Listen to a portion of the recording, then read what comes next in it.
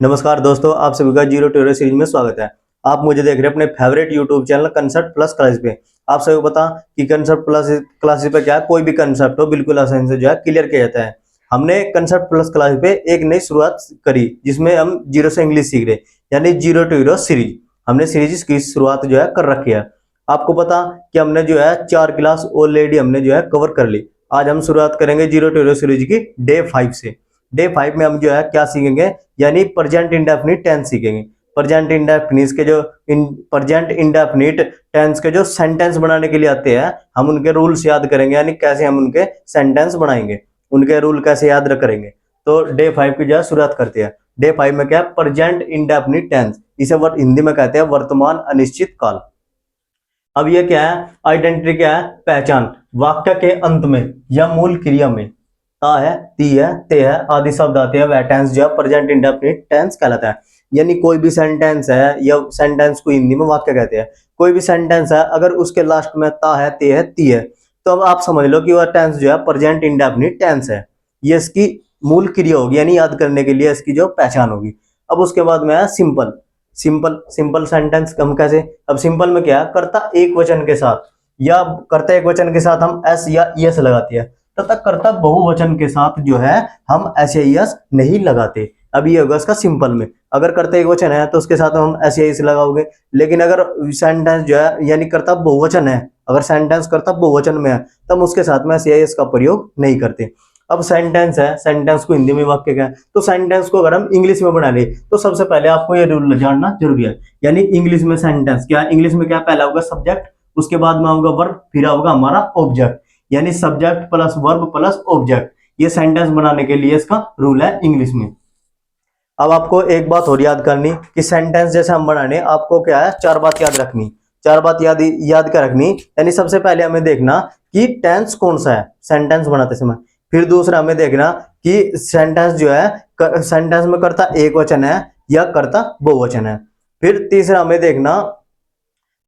क्या देखना कि सेंटेंस जो है वो पहले सिंपल है सिंपल है या क्या नेगेटिव है या क्या इंट्रोगेटिव है। इस तरीके से हमें ये देखने। ये क्या है, वह स्कूल जाता है, ये एक सेंटेंस दिया तो वह हमारा क्या है, वह हमारा होगा सब्जेक्ट, वह हमारा सब्जेक्ट होगा। स्कूल क्या होगा, हमारा ऑब्जेक्ट, स्कूल हमारा ऑब्जेक्ट होगा। और जाता क्या होगा हमारा, ये होगा हमारा वर्ब, ये होगा हमारी वर्ब। अब वह की स्पेलिंग आपको पता कि वह को ही क्या है, वह को ही, और जाने की स्पेलिंग जो वो हो गो। स्कूल क्या हो, स्कूल क्या हो, स्कूल की स्पेलिंग होगी स्कूल, गो टू स्कूल,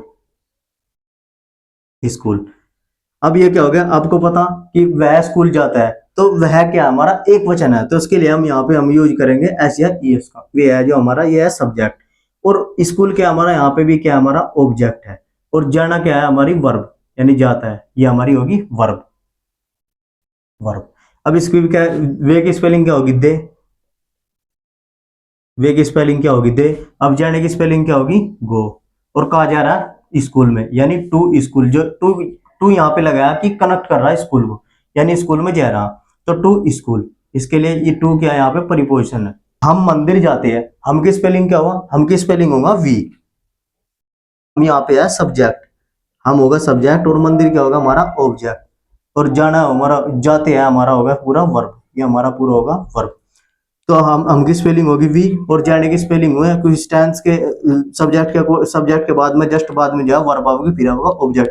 तो जाना का गो, गो। और कहा जा रहे हैं मंदिर, यानी टू टेम्पल, मंदिर की स्पेलिंग होगी टेम्पल, TEMPLE, ये होगी टेम्पल। अब हमने इसमें से एस क्यों लगा, क्योंकि हम क्या, हम बहुत सारे हैं, यानी बहुवचन है, इसलिए हमने एस नहीं लगा। यानी हम मंदिर जाते हैं तो we go to temple, yes की होगी। वह अपनी पुस्तक पढ़ता है, तो वह क्या होगा, वह हमारा होगा सब्जेक्ट। फिर अपनी पुस्तक, ये पूरा अपनी पुस्तक है, ये हमारा होगा ऑब्जेक्ट।